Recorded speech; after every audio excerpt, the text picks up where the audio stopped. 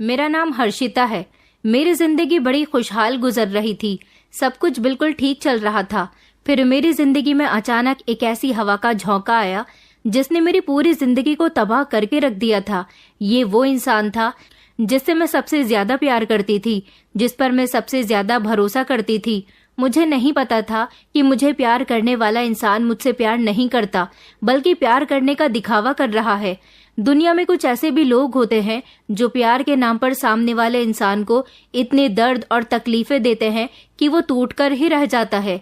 मेरी government job थी। मैं स्कूल में टीचिंग करती थी। भगवान की कृपा से हमारे घर में किसी चीज की कोई कमी नहीं थी, क्योंकि मेरे पापा की भी गवर्नमेंट जॉब थी और मेरे बड़े भाई डॉक्टर थे। 2 बहनों की शादी हो चुकी थी। अब शादी का नंबर मेरा ही था, मगर मैं अभी जॉब करना चाहती थी। अभी फिलहाल मेरा शादी करने का कोई इरादा नहीं था, लेकिन शादी करने के अरमान मेरे दिल में जागते रहते थे। मैं लोगों को देखती थी कि जब वो शादी करते हैं तो शादी के बाद के उनके कुछ दिन ऐसे होते हैं जो बड़े खुशहाल और यादगार दिन होते हैं। मैं अपने दिल में यही ख्वाहिश करती थी कि मेरी शादी होगी तो मैं भी अपने पति के साथ कुछ ऐसे ही यादगार पल गुजारूंगी। लेकिन पहले तो मैं ये नहीं जानती थी मेरे नसीब में क्या लिखा हुआ है। फिलहाल मैं अपनी जॉब पर ध्यान दे रही थी, क्योंकि मुझे अपनी जॉब बड़ी मुश्किल से मिली थी। गवर्नमेंट जॉब के लिए इंसान को काफी मेहनत करनी पड़ती है। मेरे बड़े भाई की शादी होने वाली थी। मैं बहुत खुश थी। स्कूल से आने के बाद मैं शॉपिंग करने के लिए चली जाती थी। मेरे पेरेंट्स ने कभी भी मुझ पर रोक टोक नहीं लगाई थी। हमेशा मेरे घर वाले मुझे वही करने दिया करते थे जैसा करने का मेरा मन करता था। मुझे सब लोग बहुत प्यार करते थे। हमारी बहुत बड़ी फैमिली थी, मगर हम लोग पिछले 2 सालों से अपने अलग घर में रह रहे थे। जिंदगी अच्छी गुजर रही थी। भैया की शादी की सारी शॉपिंग हो चुकी थी। मेरी होने वाली भाभी बहुत अच्छी थी, देखने में बहुत सुंदर थी और पढ़ी लिखी भी थी। भैया ने उन्हें पसंद किया था और भैया की पसंद बहुत अच्छी थी, इसलिए वो हमें पसंद आ गई थी। और फिर फाइनली भैया की शादी का दिन भी आ गया था। हम लोगों ने मिलकर खूब एंजॉय किया था। भाभी विदा होकर हमारे घर आ गई थी। कुछ दिनों बाद हमारे घर से मेहमान भी चले गए थे और फिर हम लोग अपने डेली रूटीन पर आ गए थे। मैंने भी अपनी जॉब पर जाना शुरू कर दिया था और भैया ने भी अपने हॉस्पिटल जाना शुरू कर दिया था। दोनों बहनें भी अपनी अपनी ससुराल को वापस चली गई थी। घर पूरी तरह से खाली हो गया था। घर में सिर्फ मम्मी और भाभी रहा करती थी। भाभी के आ जाने से हमारे घर का माहौल बहुत खुशी का था। भाभी बहुत संस्कारी थी। मम्मी पापा का बहुत कहना मानती थी। अपने पति की बहुत सेवा करती थी। मुझे बिल्कुल बहनों की तरह प्यार दिया करती थी। मैं अपनी भाभी को देखकर यही सोचती थी कि मेरा भी ससुराल होगा तो मैं भी इसी तरह से अपने ससुराल वालों पर प्यार लुटाया करूंगी, उनकी सेवा किया करूंगी। जिस तरह मेरे मम्मी पापा भाभी की तारीफ करते करते नहीं थकते, इस तरह मेरे सास ससुर भी मेरी तारीफ किया करेंगे। मुझे अच्छा लगता है जब मेरी कोई तारीफ करता है, और तारीफ भी इंसान को तभी मिलती है जो उसको पाने का हकदार होता है। एक दिन स्कूल की छुट्टी होने के बाद मैं काफी देर तक स्कूल के गेट पर खड़ी रही थी, मगर अभी तक मेरा ड्राइवर मुझे लेने के लिए नहीं आया था। हमारे घर का अपना ही ड्राइवर था जो रोज मुझे सुबह स्कूल छोड़कर भी जाता था और शाम में लेने के लिए भी आ जाया करता था, मगर आज ड्राइवर कुछ ज्यादा ही लेट हो चुका था। मैंने ड्राइवर काका को कॉल की तो उन्होंने कहा कि मैडम जी, रास्ते में गाड़ी खराब हो गई है, गाड़ी ठीक करवा रहा हूँ, आप परेशान न हो, कुछ देर में ही स्कूल में बैठकर मेरा इंतजार करें, मैं जल्द ही गाड़ी ठीक करवा कर ले आता हूँ, या फिर आपके लिए दूसरी गाड़ी का अरेंजमेंट करवा देता हूँ। मैंने कहा कि नहीं नहीं काका, आप परेशान नहीं हो, मैं टैक्सी करके घर आ जाऊंगी। तो काका कहने लगे कि मैडम, कैसी बातें कर रही हो, आपको टैक्सी करके घर आने की कोई जरूरत नहीं है। मैंने काका से कहा था कि आपको परेशान होने की कोई जरूरत नहीं है, आप आराम से गाड़ी ठीक करवाइए, मैं टैक्सी से घर चली जाऊंगी। मैंने काका को तसल्ली दे दी थी और फिर मैं स्कूल के गेट से आगे बढ़कर टैक्सी बुलाने लगी थी, मगर कोई भी टैक्सी वाला रुकने के लिए तैयार ही नहीं था। मैंने सोचा कि मुझे इधर के रास्ते से तो टैक्सी नहीं मिल रही है, मुझे आगे चलकर देखना चाहिए कि शायद आगे से मुझे कोई टैक्सी वाला ले जाए। मैं यही सब सोचते हुए रोड क्रॉस कर रही थी, तभी अचानक मेरी टक्कर एक गाड़ी से हो गई। मैं गिर गई थी और मेरे हाथ से मेरा बैग भी साइड में गिर गया था। अचानक ट्रैफिक जैम हो गया था, चारों तरफ भीड़ लग गई थी, लोग परेशान हो गए थे कि मुझे चोट तो नहीं लग गई। जो लोग गाड़ी में बैठे हुए थे उन्होंने झट से गाड़ी का दरवाजा खोला और वो दौड़ते हुए मेरे पास आए और कहने लगे कि सॉरी, आपको लगी तो नहीं ना, हमने ध्यान नहीं दिया। फिर मैंने भी उनसे सॉरी बोला और कहा कि कोई बात नहीं, दरअसल मेरे ड्राइवर काका की गाड़ी खराब हो गई है, वो रास्ते में उसे ठीक करवा रहे हैं, उन्हें आने में टाइम लगेगा। बस मैं यही सोच रही थी और यही सोचते हुए रोड क्रॉस कर रही थी, तभी मैंने ध्यान नहीं दिया क्योंकि मेरा माइंड तो ड्राइवर काका की तरफ डाइवर्ट था। आपकी गाड़ी से टक्कर होने में मेरी भी गलती है, इसलिए मैं आपको सॉरी बोलती हूँ। मेरी ऐसी बात सुनकर ना जाने क्यों उन लोगों के चेहरे पर मुस्कुराहट आ गई थी। गाड़ी के अंदर से एक जवान लड़का निकला था और एक और लड़का था, लगभग 16-17 साल का, और एक उम्रदार औरत थी, शायद वो इन दोनों लड़कों की माँ थी। इन लोगों ने बार बार मुझसे यही कहा कि आपको कहीं चोट तो नहीं लगी। मैंने कहा कि कोई बात नहीं, तो वो कहने लगे कि हम आपको आपके घर छोड़ देते हैं। मगर मैं अनजान लोगों के साथ बैठकर कहीं भी नहीं जाती थी। मुझे अच्छा लग रहा था कि वो आंटी बार बार मेरी फिक्र कर रही थी, बार बार मुझसे कह रही थी कि तुम्हें चोट तो नहीं लगी, मुझे तुम्हारी बहुत फिक्र हो रही है, चलो हम तुम्हें डॉक्टर के यहाँ लेकर चलते हैं, बल्कि तुम्हें तुम्हारे घर भी ड्रॉप कर देंगे। मैंने कहा था so sweet of you aunty, मगर मुझे कहीं चोट नहीं लगी, मैं बिल्कुल ठीक हूँ। लेकिन जैसे ही मैंने आगे बढ़ने के लिए अपना कदम आगे बढ़ाया तो मेरे पैर में अचानक दर्द होने लगा। शायद मेरे पैर में मोच आ चुकी थी। उस लड़के ने झट से मुझे थाम लिया। उसने मुझे अपना नाम शेखर बताया था। वो इस औरत का बड़ा बेटा था, देखने में काफी स्मार्ट था। उस लड़के की माँ ने कहा कि बेटा तुम प्लीज हमारे साथ चलो ना, हम तुम्हें अपनी गाड़ी से छोड़ देते हैं। मैंने कहा कि नहीं नहीं आंटी, बस मैं टैक्सी से अपने घर चली जाऊंगी।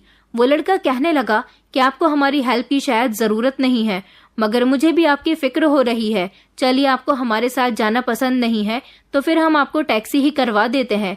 मैंने कहा कि अच्छा ठीक है, आप टैक्सी बुला लीजिए। उसने एक टैक्सी वाले को रोका और मुझे हाथ पकड़कर उसमें संभाल कर बैठने के लिए कहा। लड़के की माँ मेरे करीब आई और कहने लगी कि अच्छा तुम अपना मोबाइल नंबर मुझे दे दो ताकि तुम अपने घर जाओ तो मैं तुम्हारे हालचाल ले सकूं। वो आंटी मुझे बहुत अच्छी लगी थी क्योंकि उनका बिहेवियर बहुत अच्छा था। मेरी आदत थी कि जो लोग मुझसे अच्छे बिहेवियर से बात करते थे मैं उनकी दीवानी हो जाती थी, उनकी बातों में गुम हो जाती थी। इसलिए मैंने उनको अपना मोबाइल नंबर दे दिया था। मैं जब घर पहुंची और मेरे पापा ने जब मुझे टैक्सी से घर आते हुए देखा तो उन्होंने ड्राइवर पर बहुत गुस्सा किया था। मैंने पापा से कहा था कि आपको परेशान होने की कोई जरूरत नहीं है, मेरी गलती की वजह से मेरा एक्सीडेंट हुआ था, मगर मुझे कहीं चोट नहीं आई है। वो फैमिली बहुत अच्छी थी, उन लोगों ने मुझे आराम से टैक्सी करवा दी थी। पापा कहने लगे कि चलो अच्छा है तुम्हारा सामना अच्छे लोगों से हुआ, वरना इस दुनिया में कुछ ऐसे भी लोग हैं जो दूसरों की मदद भी किसी मतलब के लिए ही करते हैं। मैं अपने कमरे में आ गई थी तो थोड़ी देर के बाद ही मेरे नंबर पर किसी के मैसेज आना शुरू हो गए। मैंने जैसे ही अपना मोबाइल चेक किया तो मैंने देखा कि ये वही गाड़ी वाला लड़का शेखर था। उसने मैसेज में लिखा था कि मुझे आपकी फिक्र हो रही है, आप ठीक से अपने घर पहुंच गई हो या नहीं। मैंने उसे बता दिया था कि मैं बिल्कुल ठीक हूँ, आपको मेरी फिक्र करने की जरूरत नहीं है, मगर ना जाने क्यों वो मैसेज करके मेरी बहुत फिक्र करता था। उसकी मम्मी ने भी मुझे कॉल करके मेरी खैरियत मालूम की थी। मैंने उनको भी बता दिया था कि मैं ठीक हूँ और सही सलामत अपने घर पहुंच गई हूँ। और बस उसी दिन से मेरी और शेखर की बातचीत होनी शुरू हो गई थी। हम दोनों एक दूसरे के प्यार में गुम होने लगे थे, लेकिन उससे पहले हम दोनों की दोस्ती हुई थी। शेखर ने कहा था कि उसकी फैमिली को मैं बहुत पसंद हूँ, वो मुझसे शादी करना चाहता है और उसकी फैमिली चाहती है कि वो मुझे अपने घर की बहू बनाए। मैं तो बहुत खुश हुई थी। मैं भी तो शुरू से ही ऐसे ही प्यार की तलाश में थी जो मुझसे बहुत प्यार करे और सबको छोड़कर मुझे ही सिर्फ और सिर्फ अपना समझे। शेखर में मुझे वही अपनापन नजर आता था। मैंने उसके बारे में जब अपने घर पर बताया तो मेरी फैमिली के शेखर को लेकर कुछ खास अच्छे रिएक्शन नहीं थे, क्योंकि हमारी फैमिली बहुत पढ़ी लिखी थी, हम सभी किसी काबिल थे और हम लोग अच्छा कमाते थे। लेकिन शेखर एक मिडिल क्लास फैमिली का मामूली सी जॉब करने वाला लड़का जो सिर्फ 20,000 रुपए महीना ही कमाया करता था, जबकि मेरी गवर्नमेंट जॉब थी। हमारी पूरी फैमिली मिलकर काफी सारे पैसे कमाती थी। मेरे पापा और भैया तो इस रिश्ते के लिए बिल्कुल भी राजी नहीं थे, लेकिन जब मैंने बताया कि मैं शेखर को पसंद करती हूँ और हम दोनों एक दूसरे से शादी करना चाहते हैं, तो मेरी मर्जी और पसंद के खातिर मेरे पापा मेरी शादी वहां करने के लिए तैयार हो गए थे। ऐसा सिर्फ उन्होंने मेरी खुशी की खातिर किया था, वरना मेरे तो काफी सारे रिश्ते चल रहे थे जो एक से एक अच्छे और अमीर परिवार के रिश्ते थे। लेकिन मुझे धन दौलत नहीं चाहिए थी, मुझे तो प्यार चाहिए था, सिर्फ और सिर्फ शेखर का। और अपनी बेटी की खुशी की खातिर उन्होंने अपनी बेटी की मोहब्बत को जिता दिया था और मेरी शादी खुशी खुशी शेखर के साथ कर दी थी। मेरे पापा ने मुझे ढेर सारा दहेज दिया था। शेखर मेरे साथ शादी करके बहुत खुश था। मैं दुल्हन बनी अपने कमरे में बैठी हुई थी और शेखर के साथ शादी के बाद के वो हसीन पल गुजार रही थी जिसके सपने मैंने अपनी आंखों में शेखर के साथ न जाने कब से देख रखे थे। और उसके बाद मेरी हसीन जिंदगी की शुरुआत हो गई थी। अगले दिन जब मैं सोकर उठी और अच्छे से तैयार हुई तो मैं किचन में गई। देखा तो मेरी सास मेरे लिए नाश्ता लगा रही थी।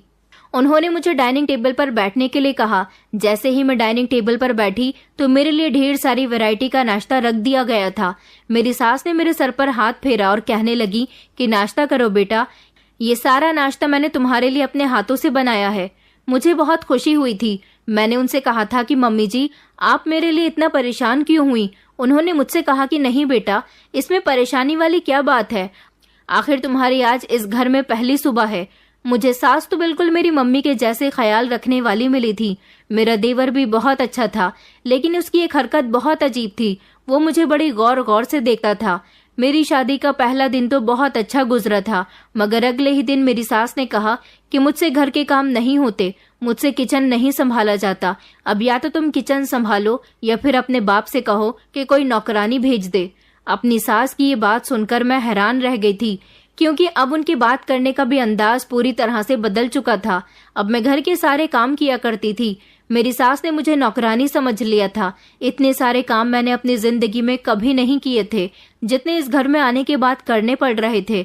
सारा दिन मैं थककर चूर हो जाती थी। मेरी सास जो पहले इस घर को संभालती थी, वो एक चीज को भी इधर से उधर उठाकर नहीं रखती थी, बस बैठे बैठे हुक्म चलाती रहती थी और शेखर ये सब कुछ खामोशी से देखते रहते थे।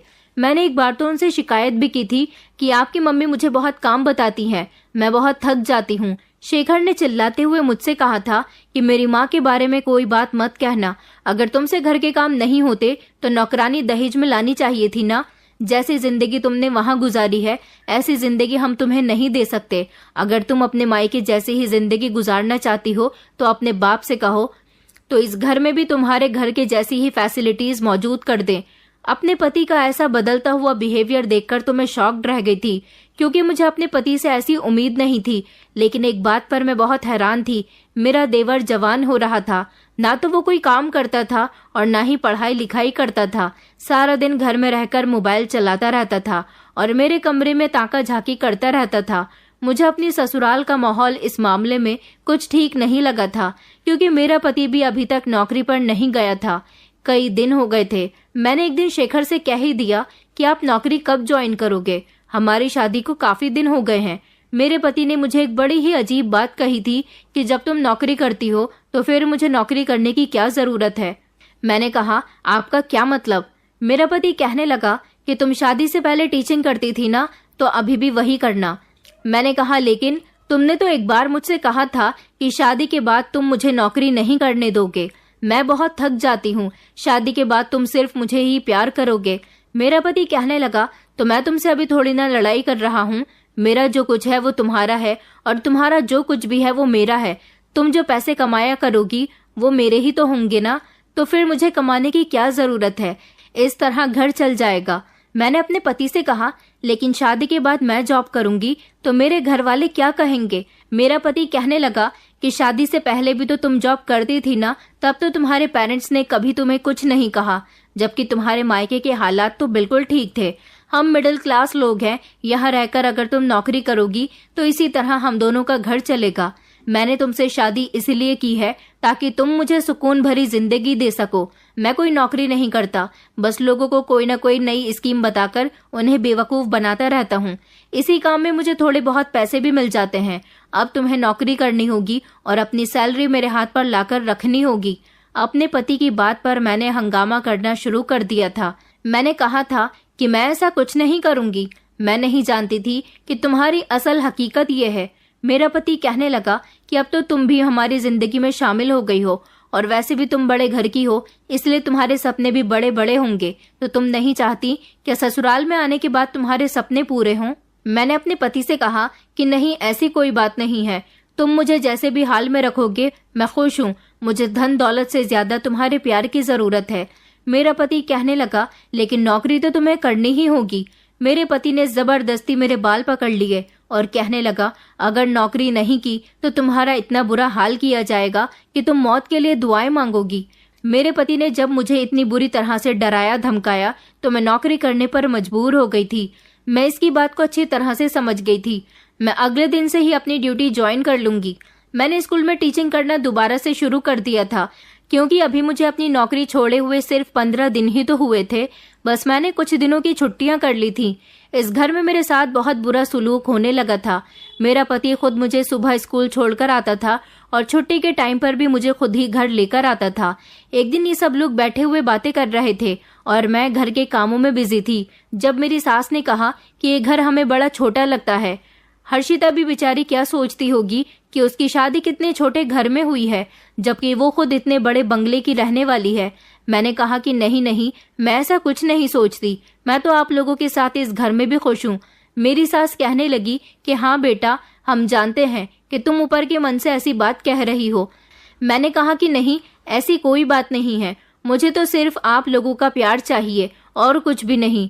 मेरी सास कहने लगी, हाँ मगर मेरे बेटे की तो तमन्ना थी कि वो बड़े से बंगले में रहे। हमें तो लगा था कि दहेज में तुम्हारे पापा तुम्हें प्रॉपर्टी भी देंगे, मगर तुम्हारे पापा ने तो सिर्फ थोड़ा सा दहेज देकर ही तुमसे पीछा छुड़ा लिया। अपनी सास की इस बात पर अचानक मैंने उन्हें चौंक कर देखा था कि वो क्या कह रही थी। मुझे देखकर मेरी सास खामोश हो गई थी। फिर थोड़ी देर के बाद दोबारा से उन्होंने यही टॉपिक छेड़ा था। मेरी सास बार बार मेरे सामने ये बात दोहरा रही थी, शेखर बहुत परेशान है। हमें तो लगा था हम अमीर घर की बहू लाकर अपने फाइनेंशियल हालात ठीक कर लेंगे, मगर हमारी बहू तो किसी काम की नहीं है। मैंने अपनी सास की बात पर गौर करते हुए अपने पति से पूछा, शेखर क्या आप परेशान हैं? क्यों परेशान हैं? तो शेखर कहने लगा, दरअसल मैं अपना अलग बिजनेस सेट करना चाहता हूँ। मैंने कहा कि ये तो बहुत अच्छी बात है, तो फिर आप कब अपना नया बिजनेस सेट कर रहे हैं? तो वो कहने लगा कि वैसे तो मैं कोई नौकरी नहीं करता, क्योंकि मुझे दूसरों के यहाँ नौकरी करना बिल्कुल भी पसंद नहीं है। मैं अपना कारोबार शुरू करना चाहता हूँ। मुझे 5 करोड़ रुपए की जरूरत है अपना बिजनेस सेट करने के लिए। तुम्हें पैसों का इंतजाम करना पड़ेगा। मैंने कहा क्या? मेरा पति कहने लगा, पैसे तो तुम्हें लाकर देने ही होंगे, क्योंकि मैं कब तक तुमसे नौकरी करवाता रहूंगा। अगर तुम्हें अपनी नौकरी छोड़नी है तो तुम्हें मुझे बिजनेस करवा कर देना होगा। तो मेरे पति ने कहा कि मुझे 5 करोड़ रुपए की जरूरत है और मुझे तुम 5 करोड़ रुपए लाकर दे सकती हो। मैंने कहा, तुम ये कैसी फिजूल की बातें कर रहे हो? भला मैं इतने सारे पैसों का अरेंजमेंट कहाँ से करूंगी? मेरे पति ने कहा, तुम अपने बाप के घर जाओ और उससे कहो कि वो तुम्हें इतने पैसे देगा। आखिरकार इतने अमीर बाप की बेटी हो, हमने तुमसे दहेज में ज्यादा कुछ भी नहीं लिया। मुझे तो लगा था कि तुम्हारा बाप दहेज में 2-4 गाड़ियां, अपनी प्रॉपर्टी और कुछ कैश देगा, मगर उसने तो खाली हाथी तुम्हें हमारे घर भेज दिया है। अब तुम जाकर इन सारी चीजों की डिमांड करो, बल्कि तुम बस 5 करोड़ की बात कर लो, बाकी बाद में देखा जाएगा। अपने पति की ऐसी बातों पर मेरा मन कर रहा था कि मैं इसी समय उसके मुंह पर एक थप्पड़ मार दूं। मैं उसकी ये हरकत पहले नहीं जानती थी कि वो इतना लालची इंसान है। मैंने अपनी सास की तरफ देखा और कहने लगी कि देखिए ना मम्मी जी, शेखर को क्या हो गया है? ये कहते हैं कि मैं अपने घर जाकर 5 करोड़ रुपए लेकर आऊं। मेरे पेरेंट्स क्या सोचेंगे आप लोगों के बारे में? कि शादी से पहले तो आप लोग अपने घर बार की बड़ी तारीफें करते थे, कहते थे कि मैं आपकी बहू नहीं बल्कि बेटी हूँ। तो फिर अब मैं कैसे उन लोगों से आपके लिए पैसे मांगू, वो भी 5 करोड़ रुपए? ये तो एक बहुत बड़ी रकम है। मेरे पति ने कहा, हाँ मगर तुम्हारे घर वालों के लिए इतनी बड़ी रकम देना कोई बड़ी बात नहीं है। इतने पैसे देना तो उनके लिए मामूली सी बात है। मेरी सास कहने लगी, कल ही तुम अपने मायके जाओगी और अपने बाप से जाकर कहोगी कि मेरे पति के बिजनेस के लिए मुझे 5 करोड़ रुपए की जरूरत है। मैंने अपनी सास से कहा कि मैं ऐसा कुछ भी नहीं करूंगी। मेरी सास बोली, अरे हम तुम्हें इसी दिन के लिए तो अपने घर की बहू बनाकर लाए थे, और हमारा बेटा बिजनेस करेगा तो सबसे ज्यादा फायदा तो तुम ही उठाओगी ना। मैंने अपनी सास से कहा कि नहीं मम्मी जी, मेरा पति अभी जितना कमाता है मैं उसी में खुश हूँ, और मैं भी तो जॉब करती हूँ ना। आप लोगों के कहने की खातिर मैंने भी जॉब करना शुरू कर दिया। हाँ मैं इतना जरूर कर सकती हूँ कि मैं शेखर को अपने पापा के ऑफिस में जॉब लगवा सकती हूँ। कुछ मैं कमाया करूंगी, कुछ शेखर कमाया करेंगे। इसी तरह हम लोगों की जिंदगी गुजर जाएगी। तभी मेरे पति ने मेरे मुंह पर एक जोरदार थप्पड़ मार दिया और कहने लगा कि मैं तुम्हारे बाप के यहाँ नौकरी नहीं करूंगा, मुझे नौकरी करनी होती तो मैं कहीं भी कर सकता हूँ। मुझे अपना कारोबार करना है। तुम क्या चाहती हो कि मैं सारी जिंदगी मिडिल क्लास रहकर गुजार दूं? मैं एक लग्जरी लाइफ जीना चाहता हूँ। मुझे तुमसे बहुत सारी उम्मीदें थी, मगर तुम तो मेरी सारी उम्मीदों पर पानी फेर रही हो। मैंने कहा तो क्या हुआ? तुमने इसीलिए मुझसे शादी की थी कि तुम मुझे पैसे बनाने वाली मशीन समझ सको। मैं तुम्हारी जरूरत पूरी करने के लिए अपने मायके में जाकर तुम्हें पैसे ला कर दूं, तुम्हारे लिए नौकरियां करूं। तो वो कहने लगा कि हाँ, मैंने इसीलिए तुमसे शादी की थी, वरना मेरे लिए तो बहुत सारी लड़कियां हैं। शेखर की ऐसी बात सुनकर मेरा दिल चूर चूर होकर रह गया था, क्योंकि उसने बहुत बड़ी बात कह दी थी। मैंने कहा तो फिर ठीक है, अब तो मैं नौकरी भी नहीं करूंगी और तुम्हें अपने पापा से पैसे भी लाकर नहीं दूंगी, बल्कि अभी और इसी वक्त मैं अपने घर जा रही हूँ। मैं अपने पापा को तुम्हारे बारे में सब कुछ बताऊंगी, फिर तुमसे जो किया जाए तुम वो कर लेना। मैं ये कहकर घर से बाहर निकलने के लिए पलटने ही लगी थी कि मेरे पति ने मेरा हाथ पकड़ लिया और फिर से उसने मेरे मुंह पर एक थप्पड़ मार दिया और कहने लगा कि नौकरी पर तो तुम जाओगी, मगर मैं अपने पति से बहस पर उतर आई थी कि चाहे कुछ भी हो जाए मैं नौकरी नहीं करूंगी। अब मैं तुम्हारी रेस्पॉन्सिबिलिटी हूँ और तुम्हें मेरी हर जिम्मेदारी उठानी होगी, एक पत्नी की तरह। तुम इतने घटिया इंसान निकलोगे मैंने सोचा भी नहीं था। शादी से पहले तो तुम बहुत अपनी मोहब्बत के दावे किया करते थे और कहते थे कि शादी के बाद तुम मुझे बहुत खुश रखोगे। तुम मुझे खुश नहीं रख सके, बल्कि मुझसे अपनी खुशी की उम्मीदें लगा रहे हो। मेरी सास भी मेरे करीब आई और मुझे बालों से पकड़कर कहने लगी कि अगर ऐसा ही है तो आज से तेरा खाना पीना बंद और तुझे किसी से मिलने भी नहीं दिया जाएगा, बल्कि तुझे कमरे के अंदर कैद करके रखा जाएगा। हम भी तो देखें कि तू हमारे साथ क्या कर सकती है। मेरी सास ने मुझे कमरे में बंद कर दिया था। मैं भूखी प्यासी कमरे में पड़ी रहती थी और अपनी किस्मत को रोती रहती थी। मैं नहीं जानती थी कि शेखर के प्यार भरे चेहरे के पीछे एक खूंखार जानवर छुपा हुआ है। ये लोग कितने मतलबी लोग थे, जिन्होंने मुझे अपने घर की बहू इसीलिए बनाया था ताकि इन लोगों का घर मेरी वजह से चल सके और ये लोग मिडिल क्लास लाइफ से लग्जरी लाइफ गुजार सके। मगर मैंने सोच लिया था मैं ऐसा कुछ भी नहीं करूंगी। मैं अपने घर वालों से जाकर पैसे नहीं मांगूंगी, बल्कि उन्हें किसी भी तरह अपने पति के बारे में सब कुछ बताऊंगी। मैं ऐसे इंसान के साथ जिंदगी नहीं गुजार सकती जो सिर्फ मेरा इस्तेमाल करना चाहता हो। पहले ही मेरे पेरेंट्स मेरी शादी के लिए तैयार नहीं थे। वो लोग तो सिर्फ मेरी खुशी की खातिर ही शेखर से शादी करवाने पर तैयार हुए थे। अब उन्हें पता चलेगा कि मेरी चॉइस गलत थी तो वो लोग क्या सोचेंगे। इस बंद कमरे के अंदर मेरी कोई खबर भी लेने नहीं आता था। 3-4 दिन मुझे इसी तरह से भूखे प्यासे गुजर गए थे। मेरी हालत बहुत खराब हो गई थी। मैं बिस्तर पर पड़ी रहती थी। एक दिन अचानक कमरे का दरवाजा खुला। मैंने जैसे ही दरवाजे की तरफ देखा तो मेरे पैरों तले से जमीन निकल गई, क्योंकि एक अनजान मर्द कमरे के अंदर चलता हुआ आ रहा था। मैंने उस आदमी से कहा कि तुम कौन हो और कमरे के अंदर क्यों घुसे चले आ रहे हो। वो आदमी अंदर आने के बाद दरवाजा बंद कर चुका था। ये सब देखकर मुझे घबराहट सवार होने लगी। मैं उसके करीब गई तो उसने मेरे हाथ पकड़ लिए। मैंने कहा कि तुम ये क्या कर रहे हो, छोड़ो, मुझे बाहर जाने दो, और तुम यहाँ पर क्यों आए हो। धीरे धीरे उसने मेरे साथ जबरदस्ती करनी शुरू कर दी। मैं चीख रही थी, चिल्ला रही थी और बार बार उससे कह रही थी कि तुम ऐसा क्यों कर रहे हो, जाओ यहाँ से। मैं चीख चीख कर अपनी सास, देवर और अपने पति को आवाजें लगा रही थी कि प्लीज मुझे इस आदमी से बचाओ। ये आदमी कौन है? ये मेरे साथ जबरदस्ती करने की कोशिश कर रहा है। मगर मेरी चीखों की आवाज उन लोगों को जा रही थी। उन लोगों ने कोई भी रिएक्ट नहीं किया। उसने कहा था कि मैं तो तुम्हारी पूरी कीमत वसूल लूंगा, तुम बहुत खूबसूरत हो, आखिरकार तुम्हारे पति को तुम्हारी अच्छी खासी कीमत दी है। ये सुनकर तो मेरे होश उड़ गए थे कि मेरे ही पति ने मेरी इज्जत का सौदा कर दिया था। इस तरह वो मर्द मेरी इज्जत के साथ खेलकर जा चुका था। अभी इन लोगों ने मेरी आत्मा पर कम जख्म नहीं लगाए थे, अभी तो जख्म लगाने और बाकी रह गए थे। अगली बार कमरे के अंदर आने वाले इंसान को देखकर मेरे होश उड़ गए थे। ये इंसान कोई और नहीं बल्कि मेरा देवर था। मैं इसके कदमों में गिर गई और रो रो कर कहने लगी कि प्लीज मुझे बचा लो, मुझे इस कमरे से निकाल दो। मगर वो भी एक शातिराना मुस्कुराहट हंसने लगा और उसने भी मेरे साथ वही सब कुछ किया जो वो अनजान आदमी करके जा चुका था। इसकी उम्र अभी कम थी, मगर इसने भी मेरा फायदा उठाया था। इस परिवार का एक एक मेंबर इंसान नहीं बल्कि एक दरिंदा था, जिसने मुझे तंग करने में कोई कसर नहीं छोड़ी थी। अब हर दिन मेरे साथ ऐसा ही होने लगा था। इन लोगों ने मुझे इस कमरे में पूरी तरह से कैद करके रख दिया था। कमरे के अंदर हर रोज एक मर्द आता था और वो मेरी इज्जत के साथ खेलकर चला जाता था। बाकी ये लोग कमरे का दरवाजा नहीं खोलते थे।